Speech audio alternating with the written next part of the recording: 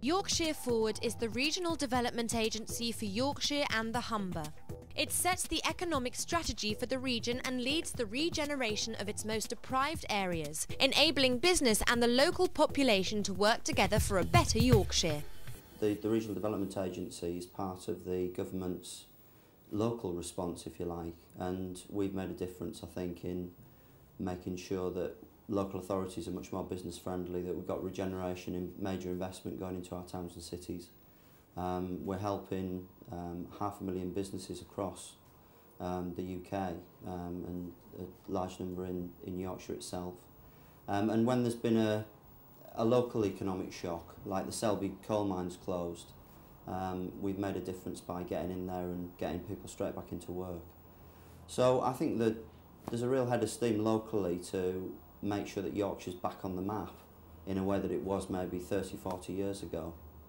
When Yorkshire Forward was set up, we had a £52 billion economy. We're now a £75 billion economy, and that's a significant increase in economic growth, and that's been due to a combination of making sure that on the ground we were getting investment through property development.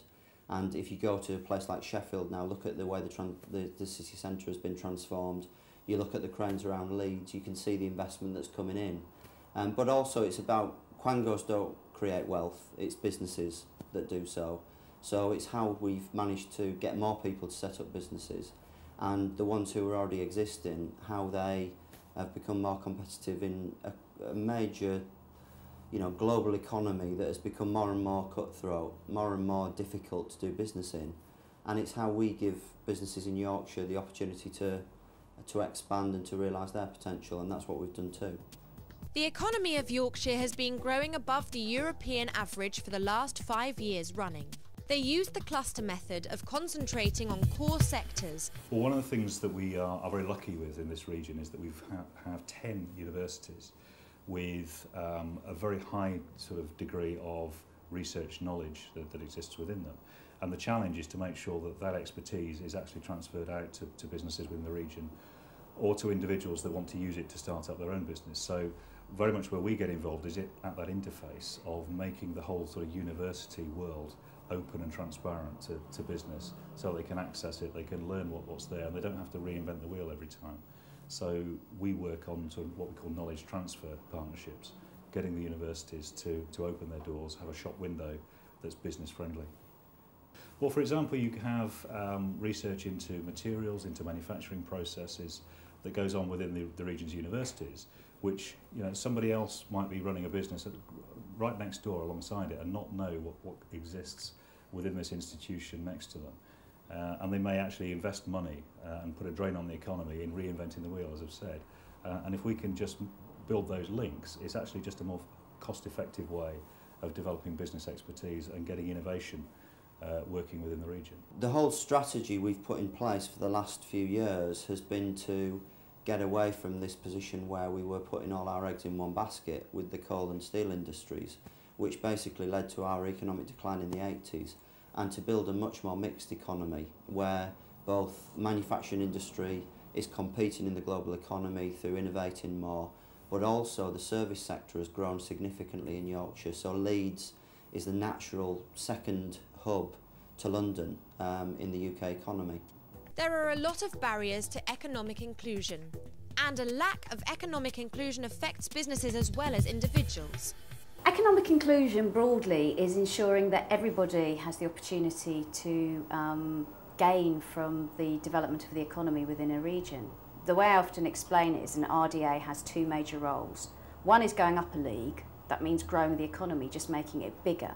And the other one is closing the gap, is making sure that those who are in the most poverty and the most exclusion also have an opportunity to gain by what's going on in a region. And that's fundamentally what I focus on in my directorate. There are a whole range of solutions to economic inclusion, and none of them are easy. None of them are simple.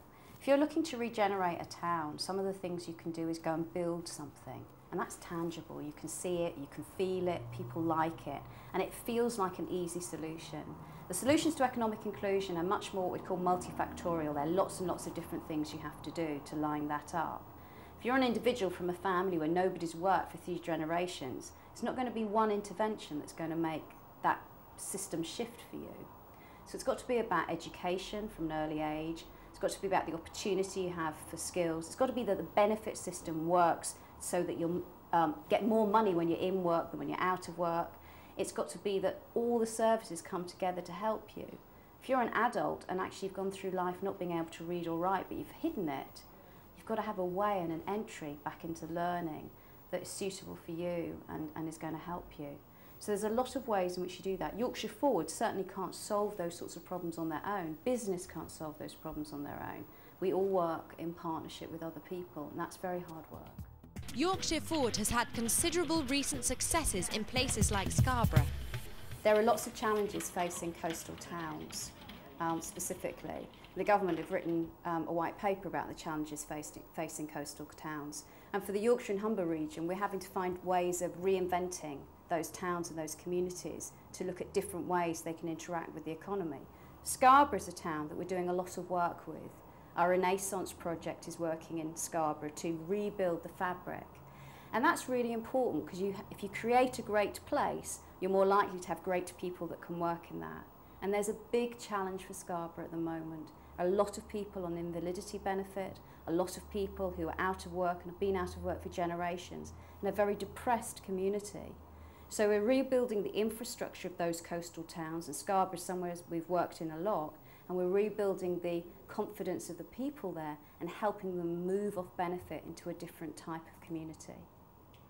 I think successes are, again, around the area of economic inclusion are always successes that we work with other people on. So we work with Job Centre Plus in helping people get back to work. We work with the Learning and Skills Council in looking at different ways that people access skills and access learning and opportunity. We've worked with local councils to look at different ways in which people have routes into what we call employability, which is a dreadful word, but employment. We've worked with a lot of businesses to help them understand what the business case is for employing people who are older, employing people from minority ethnic groups, understanding how their businesses can grow and be competitive. There's lots and lots of different examples, and they're all in partnership with other people.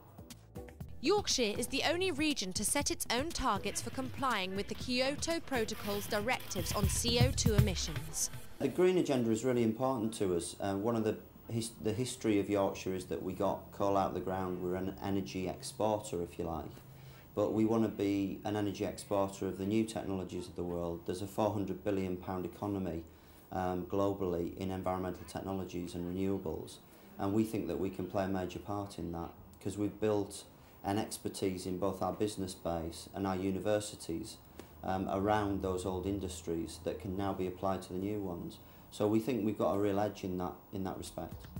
At a time where skills shortages are affecting industries across Britain, training, better transport and increased employability are essential to bring in the disenfranchised from the cold. I think focusing on the skills shortage is one of the aspects where we can really add value as a regional development agency. That's sure there's a short-term gap in skills, and if you go to any employer, they'll give you the list of jobs that they have difficulty in filling, and certainly working with people like the Learning and Skills Council and Job Centre Plus in the short term in making sure we can fill those gaps just helps the economy today and tomorrow.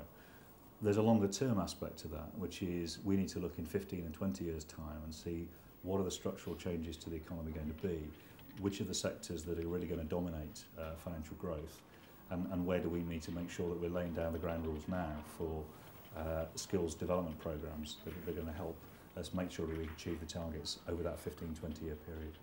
In the next 3-4 months, we'll be going out to a range of training providers. We'll have up to £8 million available, and we'll be saying these are the skills that we need, this is the specific bespoke services that we want to see developed, so that we can train our local people to fit our local jobs and make the region grow.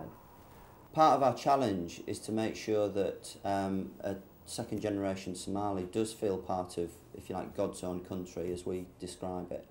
And I think the challenge there is making sure that we operate in a way which recognises the cultural differences in Yorkshire, but doesn't see them as a problem, sees them as a strength. Why shouldn't somebody be proud to be from Somalia, be proud to be from Bradford, be proud to be from Yorkshire, be proud to be British at the same time? I don't think anyone ever dictated that we had to be from one area only, or we could only have one badge. Many of us these days have many badges. I'm as Yorkshire as they come, but 3 generations ago I was Irish. So, you know, I think it's about us talking a different language, making sure that we see the opportunity that's provided by cultural diversity, 67 languages spoken in Bradford, and we capitalise on that.